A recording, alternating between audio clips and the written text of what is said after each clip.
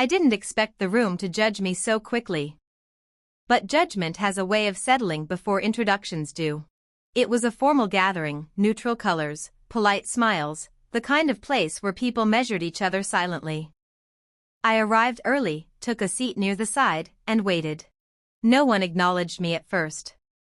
That part was familiar. When they did, it wasn't curiosity, it was assessment. Who is she? Why is she here? What does she contribute?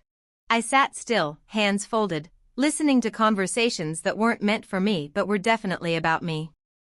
People spoke in lowered voices, confident I wouldn't interrupt. They filled the silence with assumptions, that I was connected through obligation, that I didn't have much to say, that I didn't matter enough to ask. I let them finish. A man near the front laughed softly and said something about background people. Someone else nodded. Another added a comment about how some guests were clearly out of place. No names were used. None were needed. I felt eyes drift toward me, then away. I didn't react, not because it didn't sting, but because reacting would have given them control. Silence, I had learned, was mistaken for weakness by people who needed noise to feel powerful. The host took the microphone and began the agenda. Introductions, acknowledgements, a few updates. Names were called. Applause followed.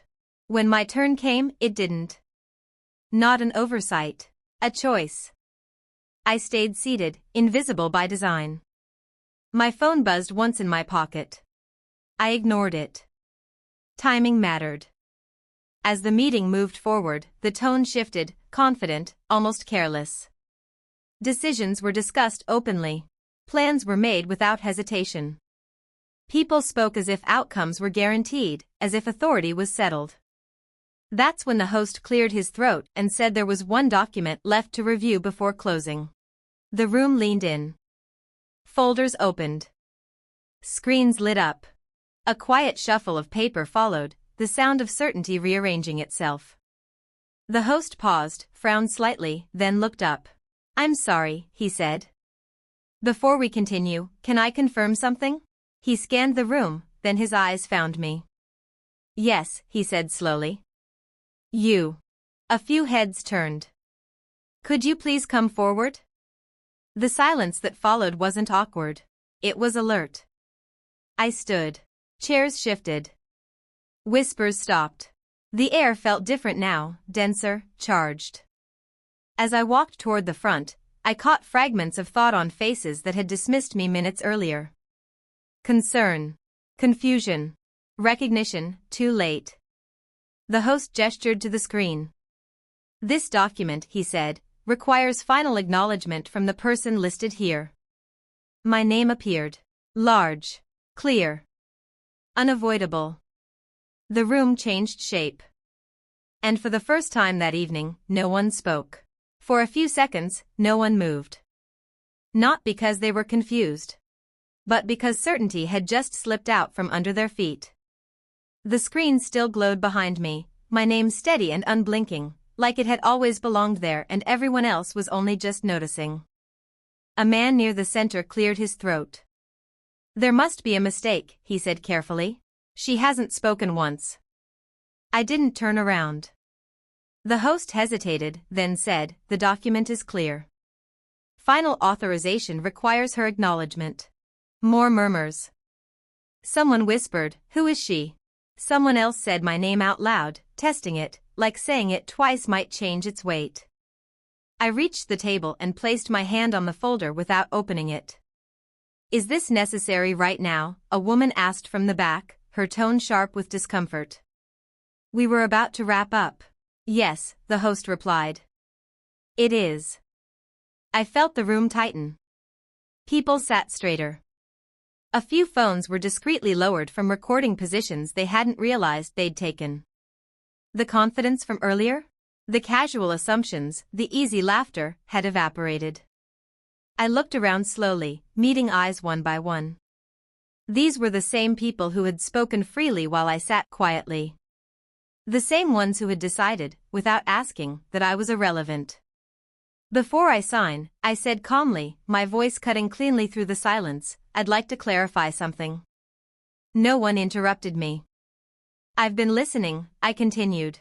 For most of this meeting. I heard the plans. The projections. The comments. A few people shifted uncomfortably. I also noticed something else, I said. Not once did anyone ask who I was. Or why I was here. That landed. A man near the front opened his mouth, then closed it again. Another glanced toward the exit, calculating. I don't mind silence, I went on. I use it. But silence isn't the same as absence. And assumptions are expensive. I finally opened the folder. The pages inside weren't dramatic. No secrets. No scandals. Just authority. Clean, documented, undeniable. The kind that doesn't announce itself because it doesn't need to. I won't delay this, I said, signing my name. The pen clicked softly when I finished, the sound strangely loud in the room. The host exhaled, relief and tension mixing in his expression. Thank you, he said. The screen updated. Titles shifted. Roles adjusted. A structure rearranged itself in real time. People began to understand what had just happened. The man who had laughed earlier stared at the table, jaw tight. The woman who had questioned my presence avoided my gaze entirely. A few people suddenly remembered meetings they'd skipped, messages they'd ignored, opportunities they'd dismissed. I closed the folder and handed it back. If anyone has questions, I said, they can schedule them properly. No one laughed this time. As I returned to my seat, the room felt smaller. Not because I had grown, but because the space for careless judgment had disappeared. Conversations resumed, but they were quieter now. Measured. Cautious. I sat down exactly where I had been before. Nothing about my posture changed. Nothing about my expression. But everything about the room had. And as I felt phones begin to buzz, messages traveling faster than apologies, I understood something clearly. They hadn't misjudged me by accident. They had misjudged me because they needed me to be small. And now, they were about to learn how costly that need could be. No one rushed toward me after that. That surprised them more than anything else. They expected movement, questions, reactions, maybe even confrontation. Instead, the room settled into an uneasy stillness, like a system rebooting without instructions. People spoke again, but only when necessary. Words were chosen carefully now. Titles were used. Respect arrived late, but it arrived dressed as caution. I sat exactly where I had been before. The same chair. The same posture. The same silence. But silence means something different once it's chosen. One by one, people found reasons to approach me.